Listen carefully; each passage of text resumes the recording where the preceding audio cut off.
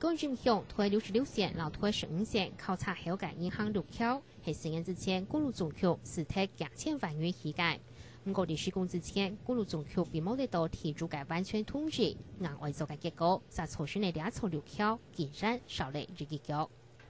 政府因啥天橋啊，趁做了當好，2條天橋做到實在當冇理想啦，又欠一個腳啦，因為到改片愛上又唔得上，司機起有2隻天橋按到年紀了呀，就忙是有用到啊。最要緊嘅2條通路吼，2片大2片過嘅，也少了一腳，過落去因有過唔得，過唔得，條牌2條路4條行啊多就過，有2條路本來是對2爽嘅。就改片過落去，2片過唔得，伊過解後條而家全冇效啊，改片冇萬應大。就起解釋解釋嘅事故，公路總局強調，但算係接受地方面對嘅反應，會照顧地方學生嘅安全，就會遵守土地係6橋，且對唔係校群增起解。那個附近有一個大潭國小的學童，他一個行進的安全。那另外他有考慮到，就是說，附近還有一個工業區，好，那將來如果工業區當時是在施工中，如果說完成之後，它會造成車輛流量非常大，所以呢，這個案子後來經過會勘，我們就是說，確實可能有這樣的一個必要要新建，為了這樣維護一個安全，哈。訴訟係做好咧，當地嘅民眾使用嘅經驗，大幅中嘅大，要豐富中嘅阿龍民反而係衝條本應偷走，用住草木做好容危險嘅公交6橋，只講到從亞類居民嘅人關。